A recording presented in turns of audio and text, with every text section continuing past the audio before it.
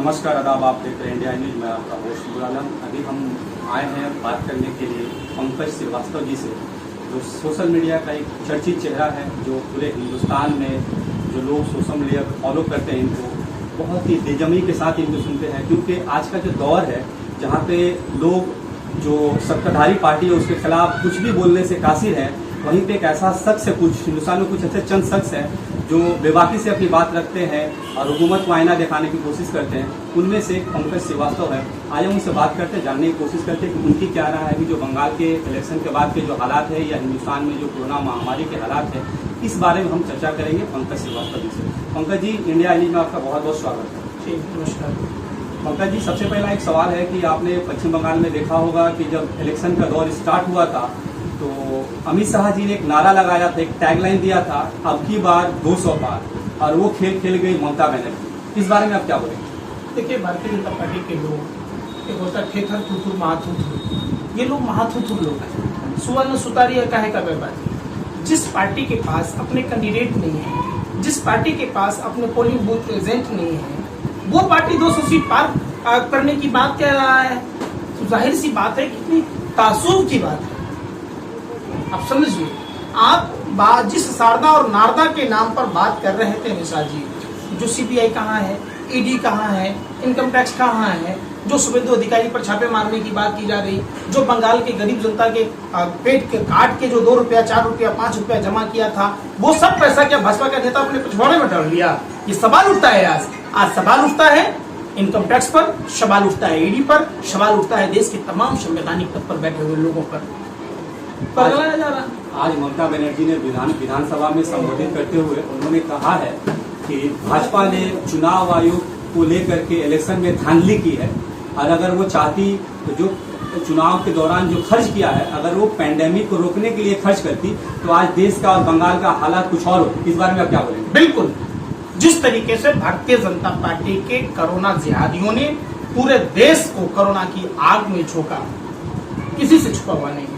चुनाव आयोग भारतीय जनता पार्टी की रखेल बनकर काम कर रही थी।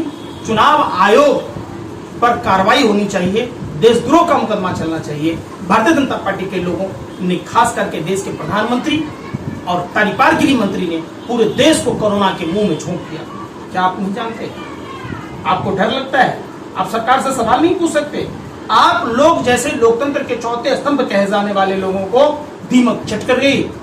उसी का नतीजा है कि देश आज कोरोना के मौत के मुंह में झूल रहा है। ऐसा है पंकज जी कि इतना जो चक्रव्यूह रचा गया था इलेक्शन के पहले, फिर भी भाजपा सरकार नहीं बना पाई, तो आपके हिसाब से क्या वजह रही कि भाजपा नाकाम रही और इतनी बुरी तरह नाकाम रही? देखिए, पूरा देश के लोगों ने भाजपा के चाल चरित्र चेहरा को समझा है।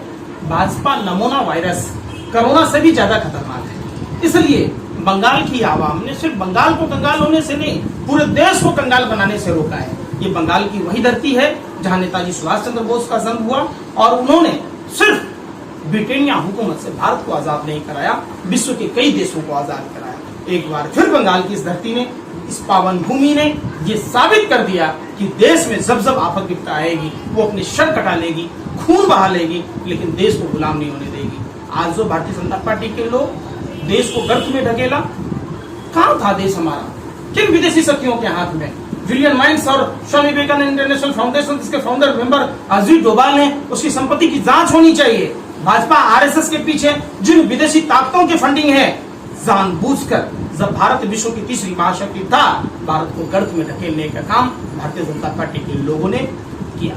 देश के साथ सबसे बड़ा क्रूर मजाक ये लोग, देशद्रोही लोग, ये टुकड़े टुकड़े गैंग के लोग, ये लोग पर राष्ट्रद्रोह का मुकदमा चलना चाहिए। इन्होंने पूरे देश को कोरोना की आग में सपोरा। एक बात बताइए, पत्रकारिता करते हैं आप, आपको पता था अगस्त से सितंबर के महीने में वुहान शहर में कोरोना का संक्रमण फैल रहा। चाइना ने मैक्सिव अस्पताल बनाए, घर घर सैनिटाइज कराया। हमारा देश का प्रधानमंत्री निकम्मा, निठल्ला, नरबक्षी प्रधानमंत्री, मतों का सौदागर प्रधानमंत्री, पूरी भारत को, आवाम को मौत के मुंह में झोंक दिया। कोरोना वायरस कहता रहा कि आप अस्पतालों में डॉक्टर बढ़ाइए, बेड बढ़ाइए, ऑक्सीजन सिलेंडर बढ़ाइए। हमारा नरबक्षी प्रधानमंत्री, मतों का सौदागर प्रधानमंत्री, महानीच प्रधानमंत्री पूरे देश में सर्जिकल सामग्रियों को बाहर के देशों में बेचता रहा। बाहर के देशों को ऑक्सीजन सिलेंडर बेचता रहा, बाहर के देशों को कोविड-19 की वैक्सीन बेचता रहा। इस निकम्मे निठल्ले बेशरम प्रधानमंत्री, महानीच प्रधानमंत्री, मौतों के सौदागर प्रधानमंत्री को तनिक भी शर्म नहीं थी कि भारत पर क्या होगा। इन्होंने जानबूझकर, आज आपने देखा होगा बिहार में प्रधानमंत्री के खासम खास राजीव प्रसाद रूढ़ी जो छपरा के सांसद हैं, सारे एम्बुलेंसों को त्रिपाल से ढक कर रखे। आप देखिएगा भाजपा का सांसद महाराष्ट्र में कोविड-19 की वैक्सीन का सप्लायर होता है। आप देखेंगे कि भाजपा का सांसद तमाम कुकृत्यों में, किसकी कुकृत्य की बात बताऊं, हथियारों का सप्लायर भारतीय जनता पार्टी का नेता, बच्चों का अपहरण करता भारतीय जनता पार्टी का नेता, भारत की खुफिया जानकारी पाकिस्तान को देने वाला भारतीय जनता पार्टी का आदमी। आप पुलवामा घटना की बात नहीं होती, गलवान की बात नहीं होती, छत्तीसगढ़ की घटना की जांच नहीं होती, वहां भी नक्सलियों को ट्रैक्टर मुहैया कराया भारतीय जनता पार्टी का आदमी, कोगिन की सप्लायर कमला गोस्वामी भारतीय जनता पार्टी। तो आप देखेंगे तो सारी की सारी कुकृत्य भारतीय जनता पार्टी के लोग ये देश की आजादी के पहले भी गोरे अंग्रेजों की दलाली और मुखबरी इनके बाप दादा करते थे। वो डलहौजी क्या लुटेगा देश को, जितना भारतीय जनता पार्टी के लोगों ने देश को गर्द में ढकेल दिया। क्या हम लड़ेंगे चाइना और पाकिस्तान से? हमारा तो प्रधानमंत्री अकेला काफी है। देखा गया है कि जिस तरह से मोदी जी बंगाल में इलेक्शन जीतने के लिए बेचैन थे, क्या उनको बंगाल की हार से दिल्ली का सत्ता खसकने का डर है? क्या उनको ऐसा लगता है? हरियाणा में हार, झारखंड में साफ, महाराष्ट्र में सुपरा साफ, दिल्ली में बाप रे बाप, बंगाल में युवा इनका मुंडन साफ। तो आप समझिए ये शुरुआत नहीं है भाजपा मुक्त भारत अभियान की ओर देश बढ़ चुका है। आपने केरल में जहां एक सांसद का एक विधायक हुआ करता था, वो भी विधायक केरल की जनता ने इनको खत्म कर दिया, भाजपा मुक्त। तो पूरा देश भाजपा मुक्त की ओर चल पड़ा है। जिस तरीके से ये हार सिर्फ भारतीय जनता पार्टी की नहीं है, ये देश के चुनाव आयोग की हार है, यहाँ के इनकम टैक्स की हार है, सीबीआई, ईडी, तमाम जो संवैधानिक पद थे सबने मिलकर भारतीय जनता पार्टी का साथ दिया और ममता बनर्जी के साथ पूरा विश्व का राष्ट्राध्यक्ष, पूरे विश्व के राष्ट्रपति, प्रधानमंत्री कोविड-19 से लड़ रहे हैं। और हमारा निकम्मा निठल्ला प्रधानमंत्री और गिरितारी पार गिरी मंत्री दो मई दीदी गई, दो मई मेरी नाक कट गई, इलेक्शन कैंपेनिंग एक और ये पता नहीं कौन सा नशा करता है, सिर्फ चुनाव में नशा करना, नशेरी है ये, सिर्फ चुनाव प्रचार करने की आदत है हमारे देश के प्रधानमंत्री को। गर्त में तो देश उसी दिन चला गया जब हर हर मोदी की जगह घर घर मोदी के नारे लगने लगे। आप सोचिए कि भगवान के समतुल्य दो कौड़ी के नीचे लफंगे आदमी को, जो समाज में घर में दामाद बहनोई के लायक नहीं है, वैसे आदमी नरेंद्र मोदी जैसे निकम्मे निठल्ले महानीच मौत के सौदागर को हर मोदी घर घर मोदी कहा, उसी दिन देश का बेड़ा गर्क हो गया। मोदी जी ने एक टैगलाइन कहा था जब इलेक्शन कैंपेनिंग चला था कि अगर कब्रिस्तान गांव-गांव में कब्रिस्तान होते हैं तो शमशान भी गांव-गांव में होना चाहिए। तो मोदी जी ने अपने बात को सच कर दिखाया और रोड शमशान पे काम करने लगे, रोडों पे लाशों को जलाया जाने लगा। क्या आप देखते हैं इस बारे में? मोदी जी ने जिन जिन बातों को टच किया नारों में, ठीक पनौती प्रधानमंत्री घर में था, गहना जेवर चोरी किया, पिताजी की हार्ट अटैक से मौत हो गई। गुजरात में मुख्यमंत्री था, गोधरा जैसे कांड हुए। जब देश का प्रधानमंत्री हुआ, देश का बेड़ा गर्क कर दिया। 70 साल में पहली बार ऐसा हुआ कि जिंदों को अस्पतालों में जगह नहीं मिल रही थी, वहां लोग लाइन लग रहे, जिंदे लोग बेड के लिए, ऑक्सीजन के लिए। यहाँ तक कि उस उत्तर प्रदेश में जहाँ का ढूंढी अपराधनाथ ऑक्सीजन पीपल के पेड़ के नीचे देने की बात कह रहा। अब समझिए देश में पहली बार नरेंद्र मोदी है तो मुमकिन है मौतों को भी, जो मरे हुए लोग थे उनको भी टोकन दिया जाने लगा, शमशान घाटों में नंबर लगने लगे। इससे बड़ा दुर्भाग्य क्या हो सकता है देश में? पंकज जी, एक और देखा गया है, सोशल मीडिया बहुत वायरल हो रहा है कि सऊदी अरब से ऑक्सीजन का जो टैंकर्स आया था, उस टैंकर पे रिलायंस का स्टिकर लगा करके गाड़ी ले जाया जा रहा था, जो सोशल मीडिया पे वायरल हुआ है। लेकिन उसमें जो साइड में जो कलमा लिखा हुआ था ला इलाहा इल्लल्लाह, वो बच गया है। मतलब वो सामान तो है सऊदी अरब का, जो उन्होंने सप्लाई दिया है, मदद किया है भारत को, लेकिन उन्होंने हमारे देश के प्रधानमंत्री ने उसमें रिलायंस का टैग लगा करके लोग देश में फैला रहे हैं कि ये रिलायंस ने सप्लाई दिया। इस बारे में आप क्या बोलेंगे? देखिए, विकास की बात कहते कहते मोदी जी के शासन में पिस गया पूरा देश और विकास चला गया बांग्लादेश। आत्मनिर्भर कहते कहते जसोदाबेन की तरह आत्मनिर्भर बना दिया पूरे देश को, देश के मजदूरों को आत्मनिर्भर बना दिया। लोग पैदल चल रहे थे, जहां प्रधानमंत्री का नारा था कि हवाई चप्पल वाला हवाई यात्रा तय करेगा, इंडिया 9 बजे पहुंचे, इन्होंने एयर इंडिया भेज दिया, इन्होंने एयरलाइंस भेज दिया, एयरपोर्ट भेज दिया। लोगों को पैदल नहीं चलने दिया गया, लोगों को पैरों से पैदल चप्पल छीन लिए गए नरेंद्र मोदी की सरकार में।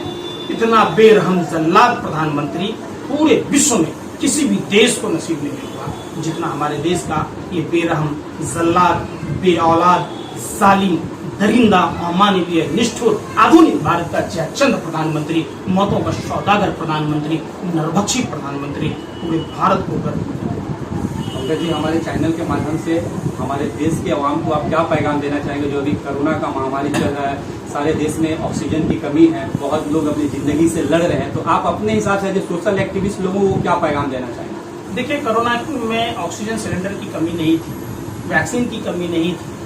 भारतीय जनता पार्टी के लोग इसकी कालाबाजारी कर रहे हैं और खुद देश के प्रधानमंत्री, कानून मंत्री, वाणिज्य मंत्री, गृह मंत्री सब संलिप्त हैं। जब देश में जब कोरोना कह रहा कि आप विस्तार कीजिए, तो क्या आपको हिंदुस्तान के ऑक्सीजन सिलेंडर बाहर के देशों को बेचना जरूरी था? क्या यहाँ की सर्जिकल सामग्रियां बाहर के देशों को बेचना जरूरी था? क्या आपको कोरोना वैक्सीन सब देश के लोगों को लिए नहीं है, तो क्या बाहर के देशों को बेचना जरूरी था? ये सब एक साजिश, षड्यंत्र और प्रयोग का नतीजा है जो भारतीय जनता पार्टी के लोगों ने देश को गर्त में ढकेलने का काम किया। इसके लिए सख्त से सख्त सजा भारतीय जनता पार्टी के नेताओं को, केंद्र सरकार में बैठे हुए लोगों को सजा मिलनी चाहिए। लोगों को संभलना होगा, जाति से, धर्म से, भाषा और प्रांत से ऊपर उठकर देश के बारे में सोचना होगा। कि देश आजादी की लड़ाई लड़ रहा था, इनके बाप दादा यही फार्मूला उस समय अपना रहे थे। गोरे अंग्रेजों की चड्डी धो रहे थे, उनकी चौका बर्तन कर रहे थे, उनके तलवा चाट रहे थे, उनकी दलाली और मुखबरी कर रहे थे। आज उनकी नाजायज औलादें जब केंद्र में सत्ता में आई तो पूरे देश में वही फार्मूला लागू कर रही, देश को गर्त में ढकेल। इसलिए देश को बचाना है तो भाजपा मुक्त भारत की ओर बढ़ना होगा। हम सभी को एक साथ मिलकर अगले साल यूपी में इलेक्शन है, तो इस हिसाब से तो यूपी के लोग भी संभल गए होंगे और अगला बार अपना डिसीजन दे देंगे कि क्या करना है, नहीं करना है। आपने उत्तर प्रदेश के नगर निगम चुनाव का रिजल्ट नहीं देखा? हाँ, देखा। शुक्र साफ हो गया, शुक्र साफ हो गया। तो अगले बार विधानसभा इलेक्शन में सही होने वाला है। तौर पर पूरे भारत के लोगों ने ये बात देखा कि ये लोग राष्ट्रद्रोहियों के लोग हैं। इनके बाप दादा, सांप का बच्चा सांप ही होता है।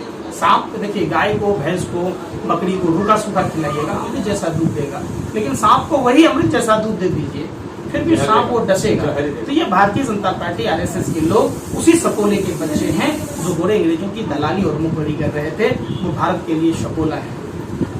तो देश को नेवला बनना होगा ना, भारत को बचाना होगा।